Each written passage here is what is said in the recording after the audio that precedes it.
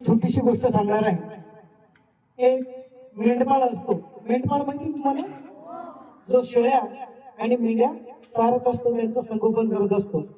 त्याचा नित्य नियम, त्याचा दिनक्रम असतो की रोज आपल्या मेंढ्या घेऊन तो जंगलात जात असे आणि मेंढ्या चारत असे। एकदा काय होतं, मेंढ्या चारत असताना त्याला एका सिंहाचं पिल्लू, ज्याला आपण छावा म्हणतो किंवा शावक म्हणतो, ते पिल्लू त्याला सापडतं।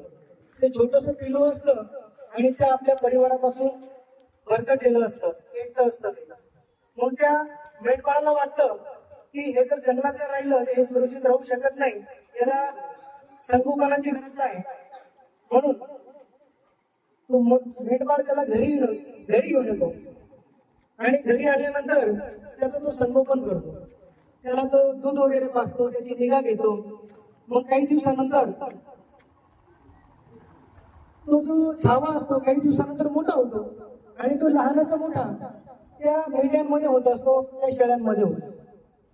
मग तो छावा सुद्धा मोठा झाल्यानंतर पण आणि लहानपणापासूनच त्या मेंढपाळासोबत तो जात असतो जंगलामध्ये, आणि जंगलामध्ये शेळ्यांसोबत जायचं, रानात फिरायचं आणि घरी यायचं।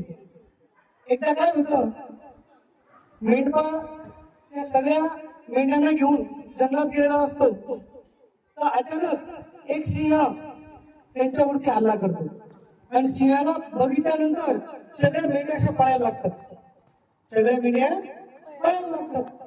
त्यांच्यासोबत मोठा झालेला सिंह तो पळायला लागतो। मग हे सगळं तो ज्या सिंहाने त्यांच्यावरती आक्रमण केलेलं असतं, हल्ला केलेला असतो, तो हे पण आवाज होऊन जातो की मेंढ्या पळतायत, शेळ्या पळतायत, पण हा माझ्यासारखा सिंह हा पण पळतोय। मग तो काय करतो, मेंढ्यांना आणि शेळ्यांना सोडून देतो, पहिला आपण याला गाठू पण। मग तो त्या सिंहाजवळ जातो, त्या सिंह जो मोठा झालेला असतो बच्चा त्याजवळ जातो आणि त्याला सांगतो, मला हे कळत नाही म्हणे, त्या मेंढ्या पळतायत, शेळ्या पळतायत, मला घाबरतो, तू का बोलतोय म्हणे, मग तू मला खाऊन घ्या म्हणे, म्हणून मी पण घाबरतोय म्हणे। अरे तू कोण आहेस, तू तुला माहिती का म्हणे, तू सुद्धा माझ्यासारखा सिंह आहेस, तू सुद्धा माझ्यासारखा सिंह आहेस, तू घाबरू नकोस, तू स्वतःची ओळख विसरलायस।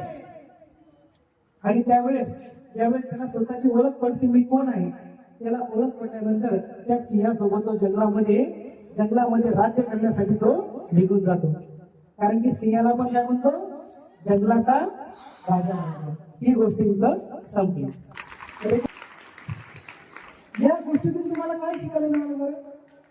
या गोष्टीतून आपल्याला संगतीचा प्रभाव, संगत गुण काय असतं हे आपल्याला समजतं। संगत गुण कसं असतं बरं? जसा तो सिंहाचा छावा जरी होता, पण तो शेळ्यांमध्ये राहिल्यावर तो स्वतःला काय समजत होता, मी पण एक शेळीच आहे, मग त्याचा स्वभाव सुद्धा त्यांच्यासारखाच होऊन गेला। म्हणून संगत गुण, सोबत गुण हा खूप महत्वाचा आहे। म्हणून आपण हा प्रत्येकाने विचार केला पाहिजे की आपण कोणासोबत आहोत, कारण की न कळतपणे त्या स्वभावाचा आपल्यावर प्रभाव झालेलाच असतो। आपल्या विचारांमध्ये, आपल्या कृतीमध्ये ते सगळे विचार, ते बदल आपल्याला जाणवत असतात। म्हणून प्रत्येकाने संगत आणि सोबत मित्रता करताना, मैत्री करताना हा विचार केला पाहिजे आणि आपलं नुकसान होणार नाही, आपल्याला वाईट वळण लागणार नाही, हा विचार करूनच आपण मैत्री केली पाहिजे, सोबत गेली पाहिजे।